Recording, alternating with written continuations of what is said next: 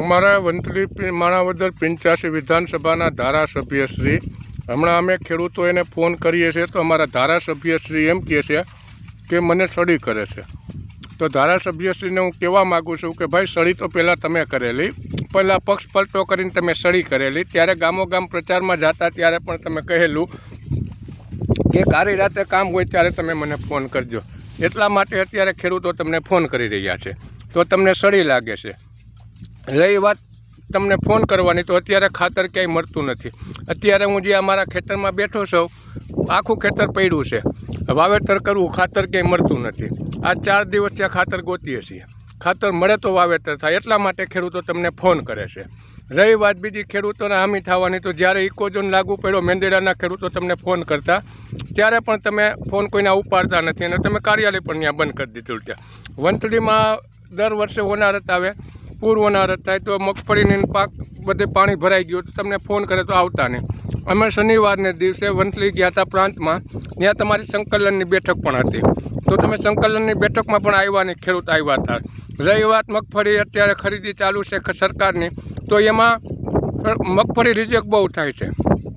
અને રહી વાત નિયમની, તો સુલતાનપુર જે તમારો માણાવદર તાલુકામાં મગફળી કેન્દ્ર છે, ત્યાં કોઈ સીસી કેમેરા નથી, કોઈ વસ્તુ નથી, એ મગફળી સળગવાની જ છે। જુનાગઢ જિલ્લાની લગભગ મગફળી ખરીદવાની છે।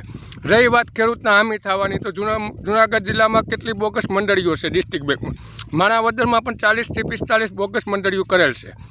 ખેડૂત મૃત્યુ પામેલ છે એ પણ ખાતેદાર સભાસદ બની ગયો છે તમારા વિસ્તારમાં, તો એ તમને તમારા ધ્યાન ઉપર નથી આવતું।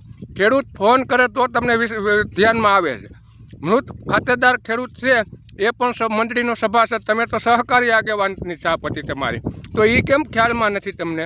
એવી કેટલી બોગસ મંડળીઓ માણાવદર તાલુકામાં છે, એ તો તમે બહાર પાડો, એની ક્યાંક રજૂઆત કરો, ક્યાંક વિધાનસભામાં કહો, સહકારી ક્ષેત્રને કહો કે એટલી બોગસ મંડળીઓ છે, બરાબર। ક્યાંય રોડ રસ્તા, તો આપણે વંથલીથી માણાવદરનો રોડ મેં ગૌસ્વામી સાહેબ જુનાગઢ જે તે વખતે ફોન કર્યો ત્યારે મને કીધું પ્રકાશભાઈ 10 વર્ષે રોડ બનાવવાનું હોય, 12 વર્ષ બની ગયા છે, થયા છે આ રોડ બન્યો એને, એટલે હવે બનાવશું અમે, ક્યાંક રજૂઆત આવશે ત્યારે।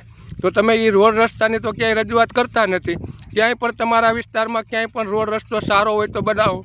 આજે ધંધુસરમાં ઉબેન નદી ઉપર હજી બેરિકેડ મારેલા છે, મોટા વાહનો જઈ શકતા નથી। આ 4 વર્ષથી આ પુલ તૂટી ગયેલો પડ્યો છે એમને, એ તમને નથી દેખાતું કાંઈ, બસ તમને આ ખેડૂત ફોન કરે એ સડી તમને દેખાય છે।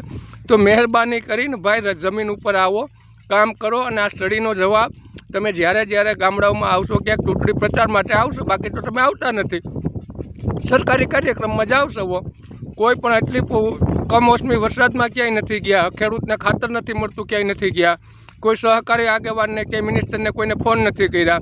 રહી વાત તો તમને મગફળી ખરીદ કેન્દ્ર મળે તમારા મળતિયાઓને, ભ્રષ્ટાચાર કરવો એમાં તમને રસ છે, તમને બીજા બધે સરકારી કાર્યક્રમમાં જવામાં રસ છે, ખેડૂતને મળવામાં કે ખેડૂતની ક્યાંય રજૂઆત કરવામાં એમાં તમને ક્યાંય રસ નથી લાગતો। ઇકોઝોન લાગુ પડ્યો મેંદેડામાં, એની પણ તમે ક્યાંય રજૂઆત નથી કરેલ ક્યારે પણ। તો ભાઈ આવી રીતે જાહેર જીવનમાં રહેવું હોય તો જાહેર જીવનમાં રહેવાવાળા માણસને કાયમી પ્રજા વચ્ચે રહેવું પડે, તો જ જાહેર જીવનમાં અવાય। અને રહી વાત સડીની, તો એ સડીનો જવાબ તો તમે જ્યારે આવશો ત્યારે બધા જ ખેડૂત દેવા તૈયાર જ બેઠા છે, એટલે આવો વેલાહર, એટલે તમને જવાબ મળી જાય બધો સડીનો। જય હિન્દ, જય ભારત, જય જવાન, જય કિસાન।